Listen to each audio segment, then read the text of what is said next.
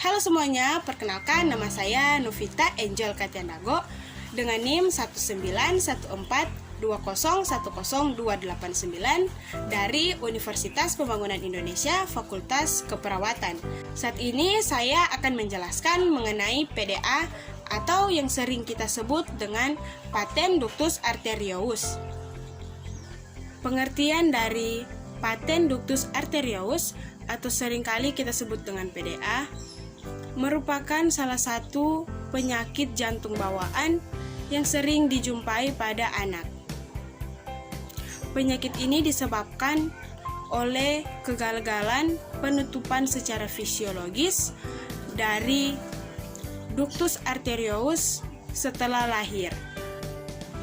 Menurut Mansur Arif DDK tahun 2010, PDA merupakan kelainan di mana kegagalan ductus arteriosus menutup setelah lahir, sehingga terdapat hubungan secara langsung antara aorta dengan arteri pulmonalis.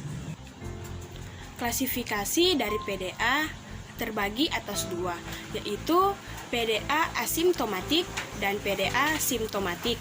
Patofisiologi dari PDA. PDA adalah terbukanya ductus arteriosus setelah lahir.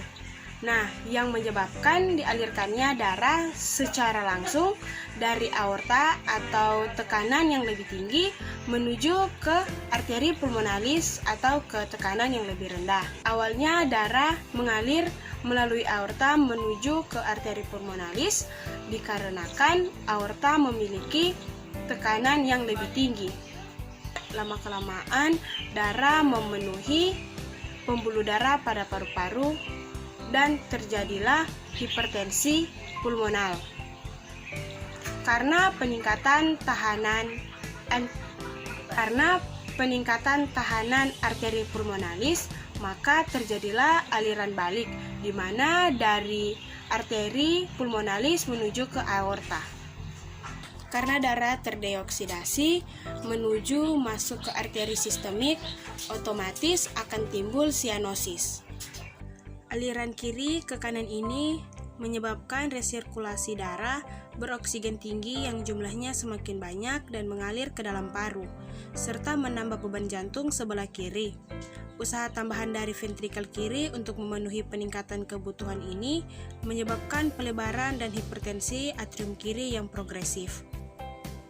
PDA lebih sering terdapat pada bayi prematur dan kurang dapat ditoleransi karena mekanisme kompensasi jantungnya tidak berkembang baik dan pirai kiri ke kanan itu cenderung lebih besar. Pada bayi prematur kurang dari 37 minggu, ductus dipertahankan tetap terbuka oleh prostaglandin yang kadarnya masih tinggi karena memang belum waktunya bayi lahir. Karena itu ductus arteriosus persisten pada bayi prematur dianggap sebagai developmental paten ductus arteriosus, bukan struktural paten ductus arteriosus, seperti yang terjadi pada bayi cukup bulan. Pada bayi prematur dengan penyakit membran hialin atau sindrom gawat nafas akibat kekurangan surfaktan, ductus arteriosus persisten sering bermanifestasi setelah sindrom gawat nafasnya membaik. Pemeriksaan penunjang terbagi atas dua. Yang pertama, pemeriksaan laboratorium, yaitu analisis gas darah arteri. Yang kedua, pemeriksaan radiografi berupa fototoraks, ekokardiografi, EKG, serta kateterisasi jantung.